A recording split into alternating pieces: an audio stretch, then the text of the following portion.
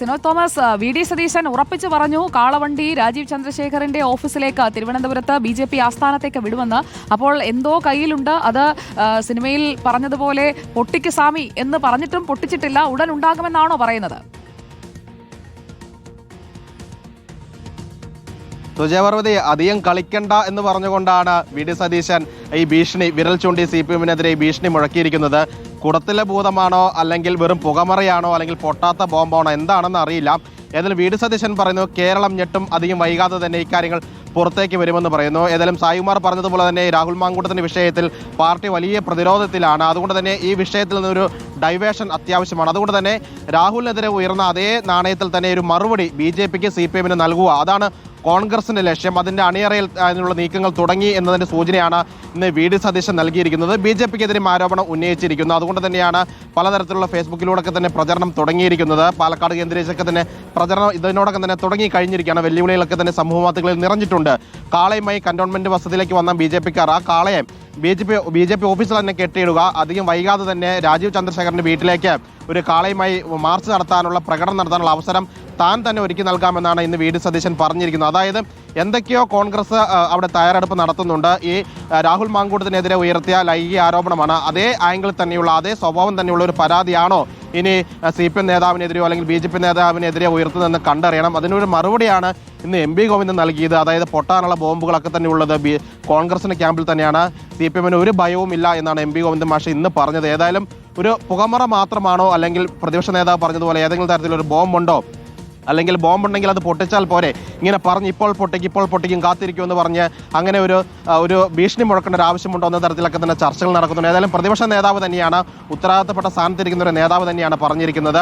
ഇത് ഞങ്ങളുടെ ക്യാമ്പിൽ മാത്രമല്ല ഞങ്ങളുടെ എതിർപ്പാളയത്തും സമാനമായ പരാതികൾ ഉണ്ട് എന്നാണ് അദ്ദേഹം പറയാതെ പറഞ്ഞിരിക്കുന്നത്. ഏതായാലും ഈ ബോംബ് പൊട്ടുമോ അല്ലെങ്കിൽ കുടത്തിലെ ഭൂതമാണോ എന്ന വരും ദിവസങ്ങൾ നമുക്ക് അറിയുകയും ചെയ്യാം. തേങ്ങ ഉടക്കി സ്വാമി എന്ന് മാധ്യമങ്ങൾ പറഞ്ഞെങ്കിലും അദ്ദേഹം സൂചന തന്നില്ല. പക്ഷെ അധികം താമസിക്കില്ല. കേരളം ഞെട്ടുന്ന വാർത്ത എന്താണ് എന്നതറിയാൻ എല്ലാവരും കാത്തിരിക്കുകയാണ്. നമുക്ക് ഇക്ബാലിലേക്ക് പോകാം.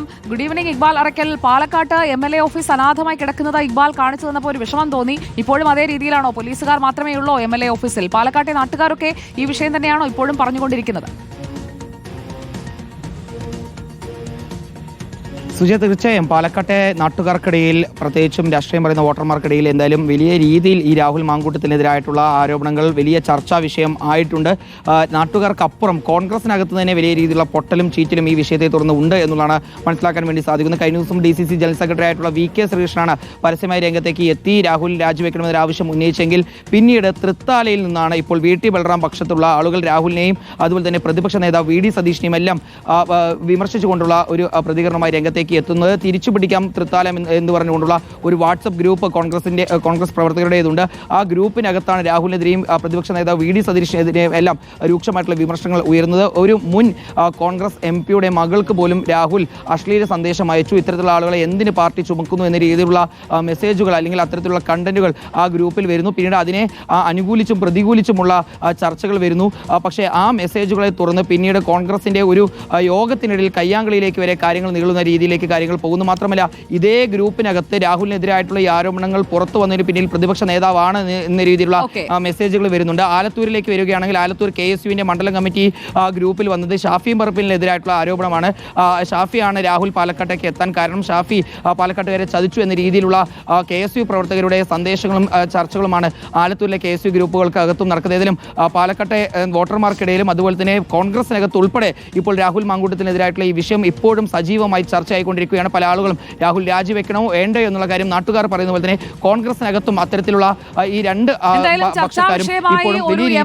കേരള രാഷ്ട്രീയത്തിൽ തുടരുകയാണ്. പാർട്ടിക്ക് വേണ്ട പാലക്കാട്ടേക്ക് അയാൾക്ക് വരാൻ കഴിയുന്നില്ല. അടൂരിലെ വീട്ടിൽ തുടരുകയാണ് രാഹുൽ മാങ്കൂട്ടത്തിൽ MLA.